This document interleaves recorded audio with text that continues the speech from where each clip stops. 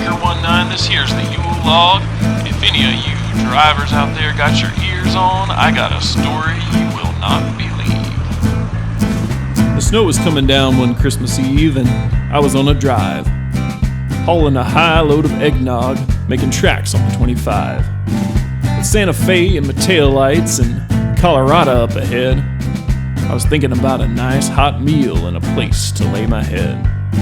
When all of a sudden, by the side of the road, I saw a red sleigh in a ditch, and beside it stood a little old fat man with his thumb out for a hitch.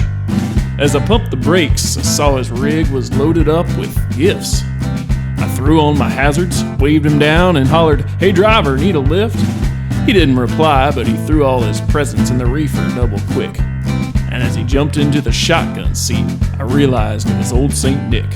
So we left that sleigh right there on the shoulder, and in no time flat, we were northbound for Boulder. I said, "Roll on, Santa, roll," 10-4. Roll on, Santa, roll. You got a lot of stops to make before you get back to the pole. Truck on, Santa, truck. If you don't make this trip tonight, there'll be a lot of children out of luck. We're hauling toys around the world for little boys and little girls. So roll on, Santa, roll.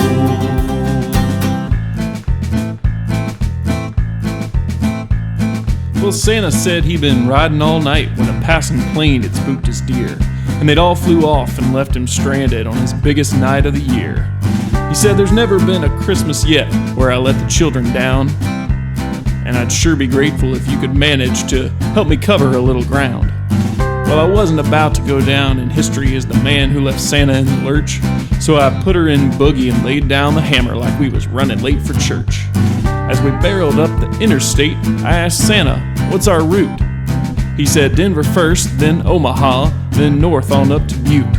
I said, "We'll hit Mile High by midnight if we motor, but mercy sakes alive, there ain't no rig I've ever rode that could make that kind of drive." But Santa replied, "Let's put it to the test. Keep your hands on the wheel and I'll do the rest." I said, "Roll on, Santa, roll." Roll on, Santa, roll. You got a lot of stops to make before you get back to the pole. Truck on, Santa, truck. If you don't make this trip tonight, there'll be a lot of children out of luck. We're hauling toys around the world for little boys and little girls. So roll on, Santa, roll.